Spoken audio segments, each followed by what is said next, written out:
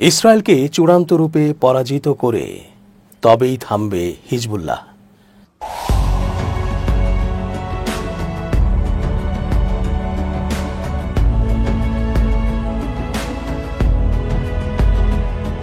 আসসালামু আলাইকুম প্রিয় দর্শক, আমন্ত্রণ আজকের আলোচনায়। চেঞ্জ টিভির আন্তর্জাতিক চোখ অনুষ্ঠানে এস জে রতন স্বাগত জানাচ্ছি। হাজারো বাধা বিপত্তি পেরিয়ে জীবন দিয়ে লড়ছে হিজবুল্লাহ গোষ্ঠী। ন্যায়ের পথে অটল অবিচল থেকে যে দুর্বার প্রতিরোধ ও প্রতিবাদ অব্যাহত রেখে চলেছে গাজা ইস্যুতে ইসরায়েলের বিরুদ্ধে, তার নিরন্তর প্রশংসায় ভাসছে তারা। আর একের পর এক হিজবুল্লাহের উচ্চ পর্যায়ের নেতাদের হত্যার ঘোষণা দিয়ে চলেছে বর্বর ইসরায়েল।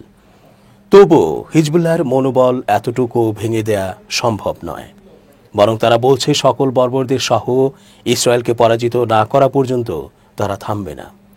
লেবাননের সশস্ত্র গোষ্ঠী হিজবুল্লাহের মহাসচিব শেখ নাইম কাশেম বলেছেন, হিজবুল্লাহের প্রতিটি সদস্য, আমি নিজেও আত্মত্যাগে অঙ্গীকারবদ্ধ।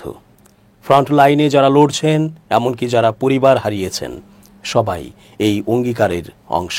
হিজবুল্লাহের মহাসচিব হিসেবে দায়িত্ব গ্রহণের প্রথম বর্ষপূর্তি উপলক্ষে রোববার ২৬ অক্টোবর আল মানার নেটওয়ার্ককে দেয়া সাক্ষাৎকারে এ কথা বলেন তিনি।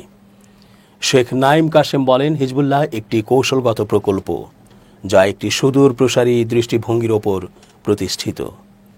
এটি মানুষের সমস্যা ও উদ্বেগের সমাধানে মনোযোগী এবং প্রতিটি চ্যালেঞ্জে অবস্থান স্পষ্ট। তিনি বলেন, যখন আমরা সামাজিক, অর্থনৈতিক ও শিক্ষাগত পর্যায়ে চ্যালেঞ্জের মুখোমুখি হই অথবা আগ্রাসন ও ভূমি দখলের মতো পরিস্থিতিতে পড়ি, তখন আমাদের অবস্থান নেওয়া অত্যাবশ্যক। তিনি আরও বলেন, আমাদের কাছে প্রতিরোধ কোনো অস্থায়ী কৌশল নয়, বরং এটি আমাদের জীবনের পথ। আমরা ক্লান্ত হই না এবং ক্লান্তির কারণে আত্মসমর্পণ করা আমাদের স্বভাব বিরুদ্ধ। হিজবুল্লাহর পথ অটুট ও অবিচল।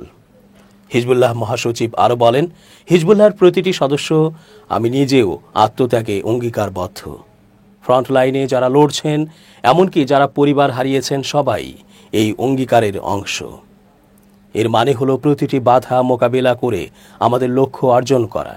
তিনি আর বলেন, হিজবুল্লাহ এই যুদ্ধ পরিচালনা করেছে এর নেতৃত্ব, পরামর্শ পরিষদ, যোদ্ধা এবং সংশ্লিষ্ট সকলকে নিয়ে। আমি হিজবুল্লাহকে নেতৃত্ব দেওয়ার ক্ষেত্রে আত্মবিশ্বাসী। শুধু আমি একা নই, এই সংগঠনে রয়েছে পরামর্শ পরিষদ, নেতৃত্ব, যোদ্ধা ও জনগণের দৃঢ় সমর্থন। ইসরায়েলের সঙ্গে যুদ্ধ প্রসঙ্গে তিনি বলেন, মাইটি ওয়ারিয়র্স যুদ্ধে মহাসচিব ও সামরিক নেতৃত্বের মধ্যে পূর্ণ যোগাযোগ ও সমন্বয় বজায় ছিল। তিনি আরও জানান, নেতানিয়াহুর বাসভবনে হামলা চালানো হয় সুনির্দিষ্ট গোয়েন্দা তথ্যের ভিত্তিতে, আর তেল আবিবে বোমা হামলা ছিল একটি রাজনৈতিক সিদ্ধান্ত। শেখ কাশেম বলেন, প্রতিরোধের নেতৃত্ব বিশাল শৃঙ্খলা প্রদর্শন করেছে, শত্রুর ওপর আঘাত এনেছে এবং যুদ্ধ চলতে থাকলে আরও দৃঢ়ভাবে লড়াই চালিয়ে যেতে পারত। তিনি আরও বলেছেন, দখলদার ইসরায়েল ও অত্যাচারী আমেরিকা কখনোই আমাদের পরাজিত করতে পারবে না। অক্টোবরের মাঝামাঝিতে আল সাইদ প্রজন্ম শিরোনামের বিশাল স্কাউট সমাবেশের অংশগ্রহণকারীদের উদ্দেশ্যে পাঠানো এক বার্তায় এ কথা বলেন নাইম কাশেম। খবর মেহের নিউজের। তিনি বলেন, পবিত্রতা, ঈমান ও প্রতিরোধের রঙে সজ্জিত এই বিশাল স্কাউট সমাবেশের দৃশ্য এক সৃষ্টিশীল মহাকাব্য। আমরা ইমাম মাহদী আলাইহিসসালামের উজ্জ্বল স্কাউটদের প্রতি এবং এই অর্জনে যারা অবদান রেখেছেন তাদের নিয়ে গর্বিত। তোমরা ইমাম মাহদীর সৈন্যদের কাতার বৃদ্ধি করছো, সুতরাং বিজয়ের আনন্দে উল্লাস করো। হে ইমাম মাহদীর স্কাউটরা, তোমরাই সেই প্রজন্ম যারা সম্মানিত সাইদ হাসান নাসরুল্লাহর উত্তরসূরি, যিনি তার বিশুদ্ধ সহচর ও শহীদদের সঙ্গে শহীদত্বের সিংহাসনে আসীন। তোমরা তাদের প্রতিরোধের পথে গর্ব ও অটলতার সুবাস ছড়িয়ে দাও। তোমরা আশার বাগানে ফুলের মতো একত্র হয়েছ ইমামে জামান আলাইহিসসালামের তত্ত্বাবধানে আনুগত্যের অঙ্গীকার নবায়ন করতে। তিনি আর বলেন, তোমাদের সঙ্গে আমরাও কখনো পরাজিত হব না, না দখলদার ইসরায়েলের কাছে, না অত্যাচারী আমেরিকার কাছে। আমাদের ভূমি শহীদদের রক্তে গড়া। আমরা আমাদের দেশ লেবাননে স্বাধীন ও মর্যাদাশীল জাতি হিসেবে থাকব, লড়ব এবং বাঁচব। হিজবুল্লাহ মহাসচিব বলেন, তোমাদের সঙ্গে ফিলিস্তিন ও জেরুজালেম থাকবে আমাদের ন্যায় পথের দিশারি, যা এই অঞ্চলের ও মানবতার কল্যাণের দিকে আমাদের দিক নির্দেশ করবে।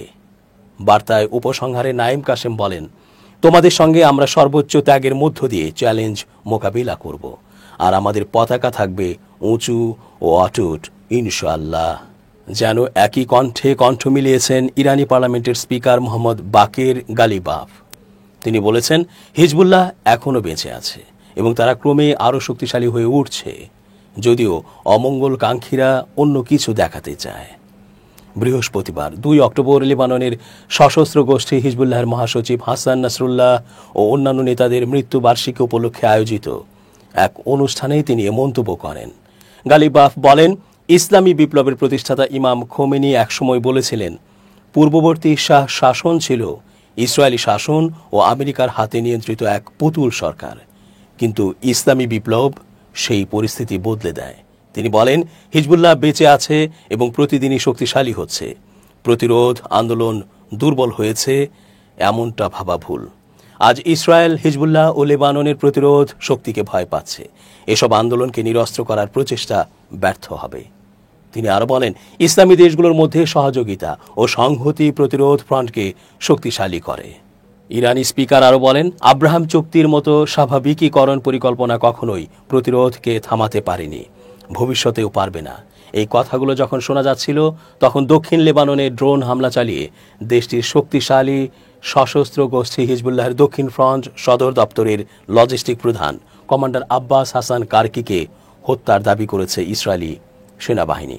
শুক্রবার 24 অক্টোবর এক বিবৃতিতে ইসরায়েলি প্রতিরক্ষা বাহিনী আইডিএফ এই তথ্য নিশ্চিত করেছে।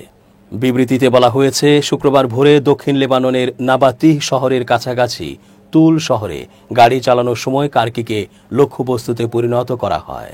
এতে আরও বলা হয়, সাম্প্রতিক মাসগুলোতে আব্বাস কারকি হিজবুল্লাহর যুদ্ধ ক্ষমতা পুনর্গঠন প্রচেষ্টার নেতৃত্ব দিয়েছেন এবং যুদ্ধের সময় ভেঙে ফেলা অবকাঠামো পুনর্নির্মাণের সহায়তা করেছেন। এছাড়াও তিনি দক্ষিণ লেবাননে অস্ত্র স্থানান্তর ও সংরক্ষণ পরিচালনা এবং হিজবুল্লাহর অন্যান্য উচ্চপদস্থ পদেও দায়িত্ব পালন করেছেন। আইডিএফ আরও বলেছে, কারকির কর্মকাণ্ড ইসরায়েল এবং লেবাননের মধ্যে সমঝোতার লঙ্ঘন করেছে। এদিকে লেবাননের জনস্বাস্থ্য মন্ত্রণালয় দক্ষিণ লেবাননের তুল শহরে একটি গাড়ি লক্ষ্য করে ইসরায়েলি ড্রোন হামলায় 2 জন নিহত এবং 2 জন আহত হয়েছেন বলে নিশ্চিত করেছে।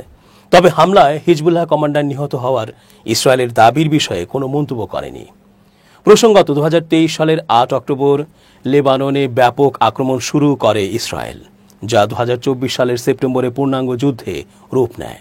সরকারি তথ্য অনুসারে এই সংঘাতে কমপক্ষে 4,000 মানুষ নিহত, 17,000-এর বেশি মানুষ আহত এবং প্রায় 14 লাখ লেবানিজ বাস্তুচ্যুত হয়েছে।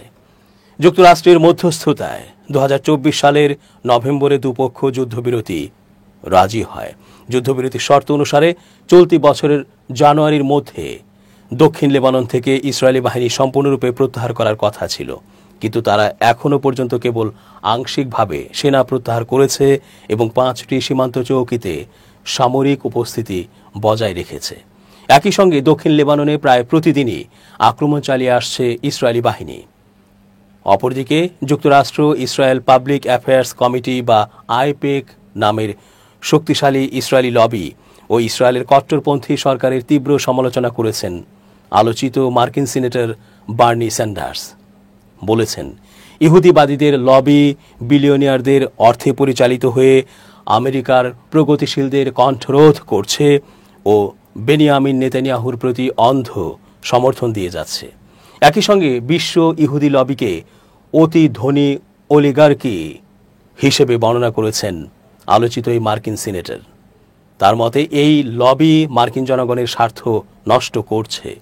বার্নি স্যান্ডার্স সম্প্রতি মার্কিন সংবাদ মাধ্যম অ্যাক্সিওসকে দেয়া এক সাক্ষাৎকারে এসব কথা বলেন।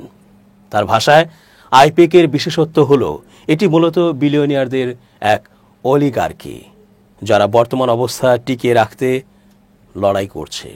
ইহুদি বংশোদ্ভূত ও মার্কিন সিনেটের বহুল আলোচিত রাজনীতিক স্যান্ডার্সের এই বক্তব্যকে অনেকে দেখছেন ডেমোক্রেটিক পার্টির অভ্যন্তরীণ ক্রমবর্ধমান বিভাজনের প্রতিফলন হিসেবে, যেখানে মূলধারা ও এর বামপন্থী অংশের মধ্যে ইসরায়েল সমর্থন নিয়ে গভীর মতপার্থক্য রয়েছে। বিশেষ করে গাজা যুদ্ধের প্রেক্ষাপটে এই বিভাজন স্পষ্ট হয়ে উঠেছে। বার্নি স্যান্ডার্স সম্প্রতি প্রকাশিত বই ফাইট অলিগার্কিতে ওই সব গোষ্ঠীর সমালোচনা করেছেন যারা আমেরিকার অর্থনীতি, রাজনীতি ও গণমাধ্যমের বড় অংশ নিয়ন্ত্রণ করছে এবং সাধারণ মানুষের সংগঠিত হওয়ার পথে বাধা দিচ্ছে। তিনি বলেন, আইপেক এই ক্ষমতা কাঠামোরই একটি অংশ যা ইহুদি বিরোধিতার অভিযোগকে ব্যবহার করছে ইসরায়েলি নীতির সমালোচকদের চুপ করানোর হাতিয়ার হিসেবে। আইপেক যুক্তরাষ্ট্রের সবচেয়ে শক্তিশালী লবি গোষ্ঠীগুলোর একটি, যা নির্বাচনে কোটি কোটি ডলার ব্যয় করে থাকে। এই গোষ্ঠী ইসরায়েলকে অকুণ্ঠ সমর্থন করায় প্রগতিশীল রাজনীতিকরা এই গোষ্ঠীর সমালোচনা করে থাকেন। 84 বছর বয়সী স্যান্ডার্স বলেন, আমি গর্বের সঙ্গে বলি আমি একজন ইহুদি, কিন্তু এর মানে এই নয় যে আমি এমন এক চরমপন্থী ইসরায়েলি সরকারের পক্ষ নেব যারা ফিলিস্তিনি জনগণের বিরুদ্ধে ভয়াবহ অপরাধ করে আসছে। বিশ্লেষকরা মনে করছেন স্যান্ডার্সের এই মন্তব্য যুক্তরাষ্ট্রের রাজনৈতিক পরিমণ্ডলে এক পরিবর্তনের ইঙ্গিত বহন করছে, বিশেষ করে তরুণ ডেমোক্রেটদের, যাদের অনেকেই নেতানিয়াহু সরকারকে দেয়া মার্কিন আর্থিক ও সামরিক সহায়তা নিয়ে অসন্তুষ্ট। স্যান্ডার্সের এক্স অ্যাকাউন্টে দেয়া আরেক বার্তায় প্রেসিডেন্ট ডোনাল্ড ট্রাম্পের সমালোচনা করেছেন। তিনি লিখেছেন, ট্রাম্প হোয়াইট হাউস ধ্বংস করছে ডান্স হল নির্মাণের জন্য, যা তার বিলিয়নিয়ার বন্ধুদের অর্থে তৈরি হচ্ছে। $30 কোটি ব্যয় করা হচ্ছে, কিন্তু বিষয়টা শুধু এখানেই শেষ নয়। সে সংবিধান ধ্বংস করছে, আমাদের স্বাস্থ্যসেবা ধ্বংস করছে, আমাদের গণতন্ত্র ধ্বংস করে দিচ্ছে। বার্তা সংস্থা এপির প্রকাশিত সাম্প্রতিক ছবিতে দেখা যায় হোয়াইট হাউসের পূর্ব দিকের অংশ ভেঙে ফেলা হয়েছে। ডোনাল্ড ট্রাম্পের বিলাসবহুল ডান্স হল নির্মাণ পরিকল্পনার অংশ হিসেবে এটা করা হয়েছে। দর্শক, আজ এ পর্যন্তই। ধন্যবাদ।